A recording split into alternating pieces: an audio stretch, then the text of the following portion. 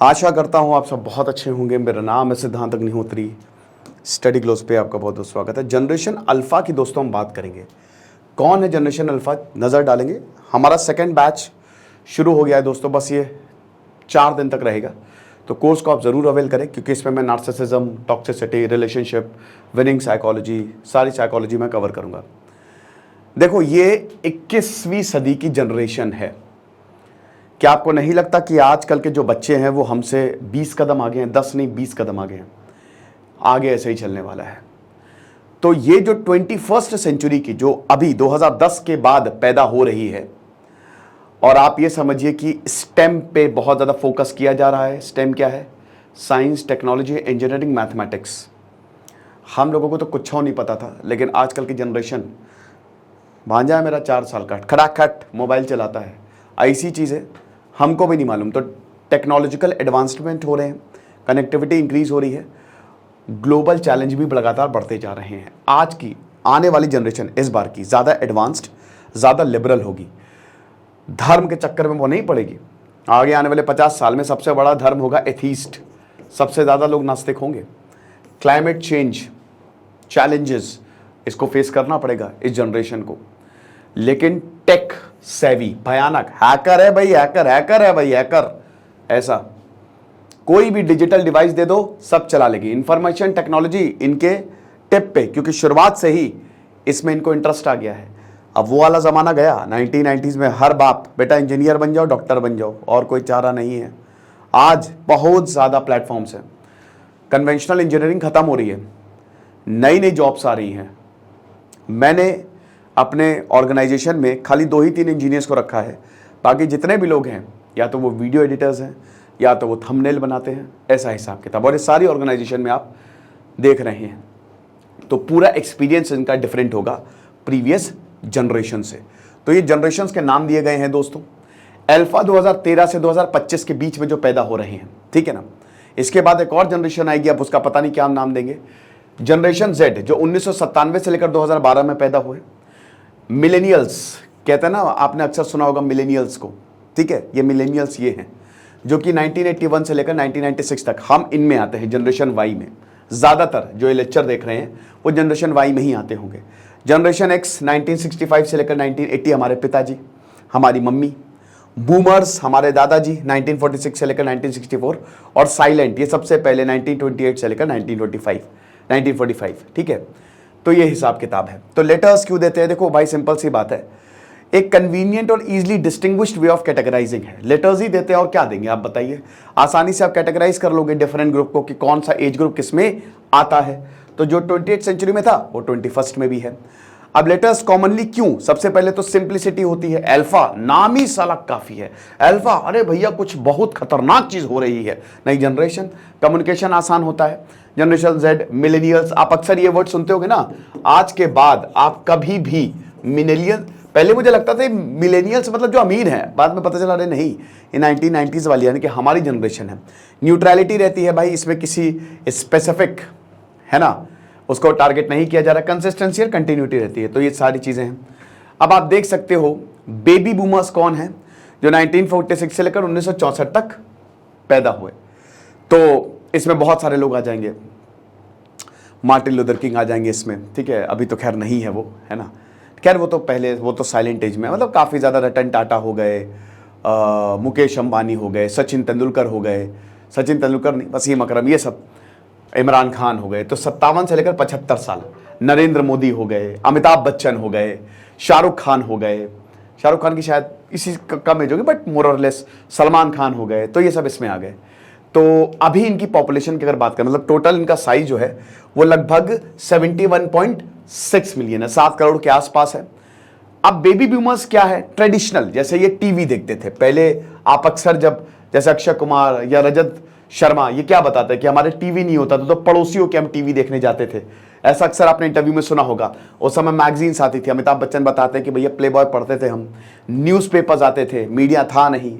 तो ट्रेडिशनल था काफ़ी ज़्यादा। तो 90% बूमर्स आज उनका फेसबुक अकाउंट है।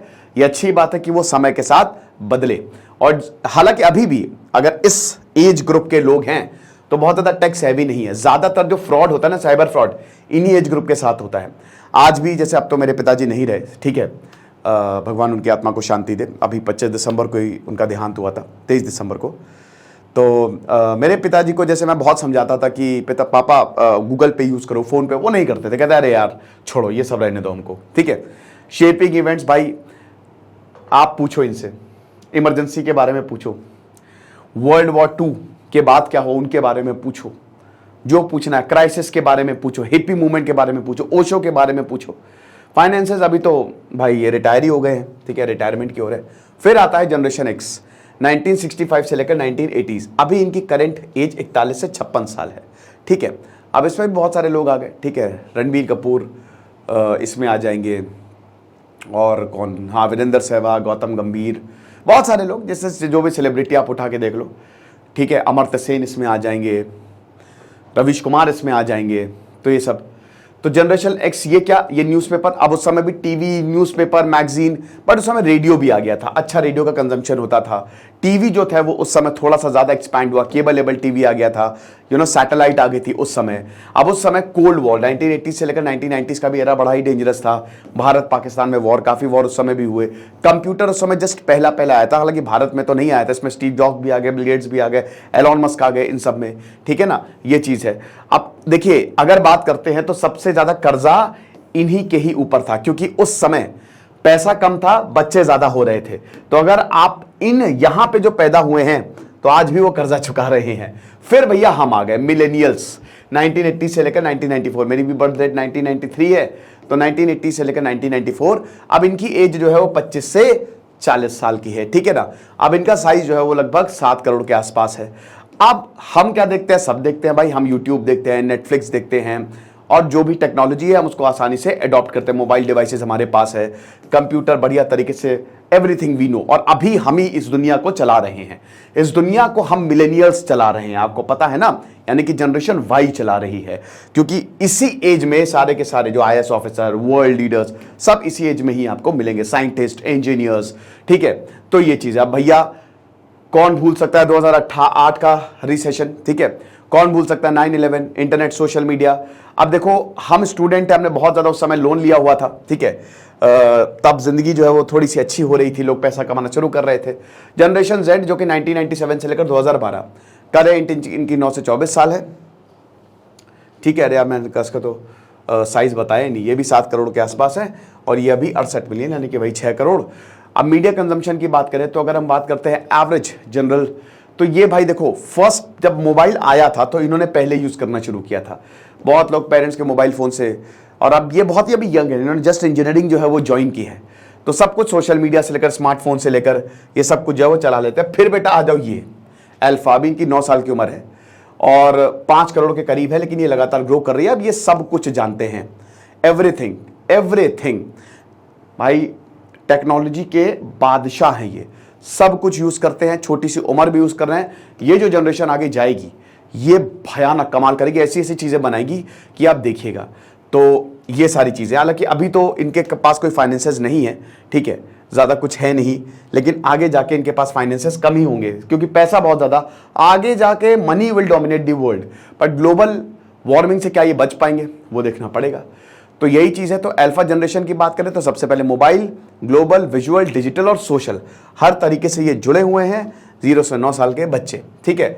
और आप देख सकते हो ये सारी चीज़ें जो है मैंने लिख दी है बढ़िया तरीके से। कैरेक्टरिस्टिक वही एक तो हाइपर कनेक्टेड है, परमानेंटली कनेक्टेड। आजकल के गेम सारे के छोटे छोटे बच्चे वो सबसे हम लोगों को सिखाते हैं कि ऐसे नहीं ऐसे खेलना है, पबजी ऐसे नहीं ऐसे। मेरा भांजा बोलता है ऐसे खेलो, क्या कर रहे हो, तो मैंने कहा अरे यार मैंने तो मुझे तो पता ही नहीं है।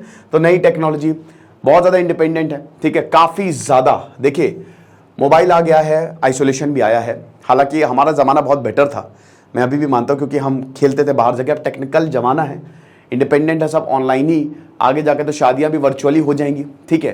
तो काफ़ी ज़्यादा इंडिपेंडेंट है, डिजिटल आइडेंटिटीज़ बनाते हैं और सब कुछ। फिर उसके बाद विजुअल्स, देखो वीडियो हर तरीके से, वीडियो, गेमिंग स्किल्स ये करते हैं ये।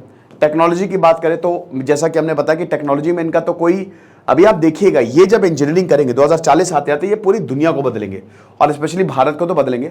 और बहुत ज़्यादा डाइवर्स है, ठीक है ना, जेंडर, एथनिकल, इनको ज़्यादा धर्म की भी चिंता नहीं रहेगी। आप देख लीजिएगा आगे जाके सब सिर्फ अपने काम से ही मतलब रखेंगे, ठीक है। प्रॉब्लम्स क्या है, हद से ज़्यादा टेक्नोलॉजिकल डिपेंडेंसी, इतना ज़्यादा टेक्नोलॉजिकल डिपेंडेंसी इनको बहुत ज़्यादा अकेला बना देगी, ठीक ना।